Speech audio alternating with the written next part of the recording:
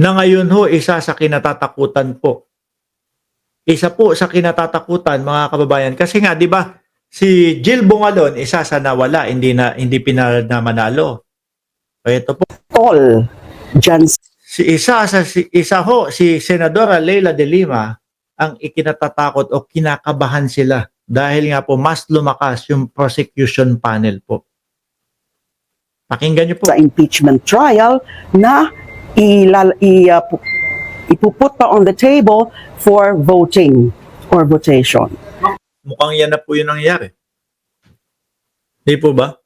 Mukhang yan na ho yung nangyayari, mga kababayan. So nandyan pa rin yung agam-agam ko, nandyan pa rin yung apprehension ko na kung tutuloy talaga yung impeachment trial. Kailangan po matuloy. Lalo na bayang Pilipinas ho ang nagtatanong. Di po ba? Ito, majority talaga ng Pilipino nagtatanong dahil po pera ng Pilipino, pinagpawisan ng bawat isang Pilipino yung hinahanap na pera ho, mga kababayan. Yung iba walang pakialam. Di po ba? Yung iba walang pakialam. Pero karamihan ho, mga bossing, sawa na kaming kaltasan ng ganito kalaki. Tapos yung pera lang pala namin kinakaltas sa amin, kinsenas katapusan, hindi ayaw nila ipaliwanag. Tapos itong mga senador na to, kinampihan pa. Ayaw nilang i-hearing para maliwanagan ng taong bayan. Ganun po iisipin ng bawat Pilipino niya. Pinaviolate po ni SP Escudero yung konstitusyon sa pag-delay po and not proceeding with the impeachment trial forthwith. Tingin niyo po, nag-violate siya ng Yes, that's always been my position. That is clearly violative of what the Constitution says. Forthwith is forthwith. Forthwith is forthwith.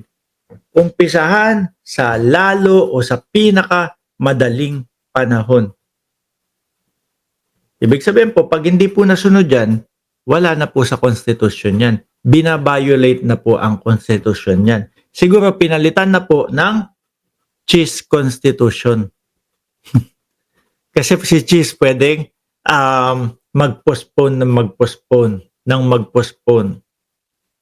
Sabi ni Marijo, baka ibig sabihin ni BP na once ma-impeach siya, damay-damay pati mga senador na nakikinabang sa confidential fund.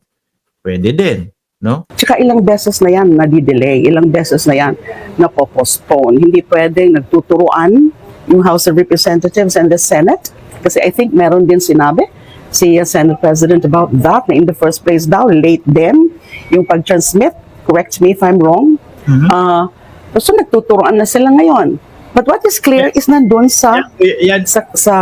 Yan ho yung nakita natin, yung kaninang diniscuss natin kay Tolentino at kay Cheese. Constitution. Para sa akin, yung impeachment trial at this stage, the convening of the impeachment court and also proceeding with the impeachment trial is not optional. Yep. Andiyan na yan Di ba? Pinaghirapan ng Kongreso, hinagilap lahat ng ebidensya, may mga tumatayong testigo, at napatunayan naman po na hindi nila kayang ipaliwanag. Ano pa? Hinagahagilap, idol ko si Boss Mark Ramos, tatak yan ng isang SP ng Senado, lumalabag na yan sa Constitution. Di po ba, mga kababayan? Kumpleto na rekado, no? Nandiyan na lahat, hindi kaya na idepensa. Kaya umabot sa impeachment po. O ngayon, idepensa nila ang kanilang sarili. Wala silang maidepensa. Kaya ang ginagawa postpone hanggang sa wala nang gana yung taong bayan. Matanggap na lang ng taong bayan. Pagka tinanggap natin yan, mga bossing, susunod, ganyan na lang din ho yan. At ganyan na lang din ho yan. At ganyan na lang din ho yan. Lugmok ang bansang Pilipinas. Magiging paulit-ulit na lang ho no? Magiging paulit-ulit na lang po, mga bossing. Kung pwede naman po dalhin po sa Korte Suprema at don't question it po sa Supreme Court? Kasi as much as possible, naniniwala ako na kapag pagdating sa impeachment, hindi na dapat dinadala sa Supreme Court. Yung kailangan very sparing na lang. Yung hindi ko sinasabi totally, wala nang power ng Supreme Court to intervene in any manner, whether it's the defense that would bring an issue to the Supreme Court, o kaya yung prosecution panel, o kaya yung Senado ang aakyat sa Supreme Court. I'm not saying na totally hindi na sila pwede. Pero depende sa issue na idadala sa Supreme Court. So, dito sa usapin na to, lalo na pag i-ano na yan, sasabihin na yan, Tsaka bakit sila natatakot ihinto nga? Di po ba? Ang sinasabi nila, malakas ang depensa nila. Hindi ba sila naniniwala o nagtitiwala doon sa depensa nila? Para gawan nila ng kung ano-anong alibay o dahilan para mapuspon na mapuspon? next Congress, sa 20th Congress, hindi na kami pwede. Nagagalit po yung kapatid natin na si Chris Ulo. O, artista na po yan, mga kababayan. Panoorin nyo po yung ano ba, ano ba yun?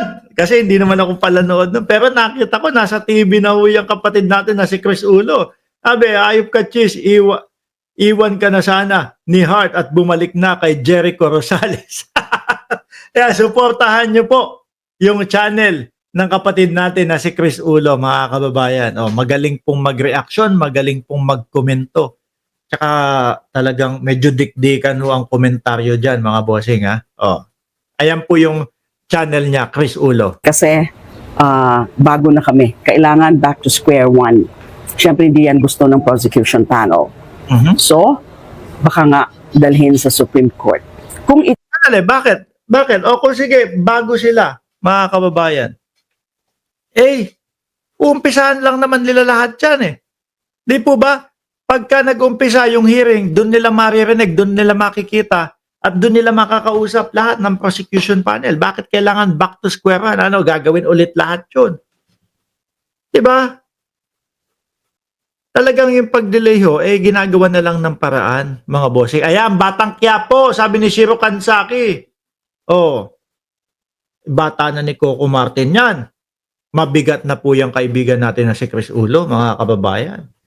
Susunod po, nako, kung ano na naman i-interview. Chismoso po yan doon sa Batang Quiapo. Alisin ko na ho ito. Ang ipapakita ko sa inyong sunod, mga bossing, eto na. Yung Chis Escudero at para ho sa akin, lampaso si Chis Escudero dito kay Coco Pimentel.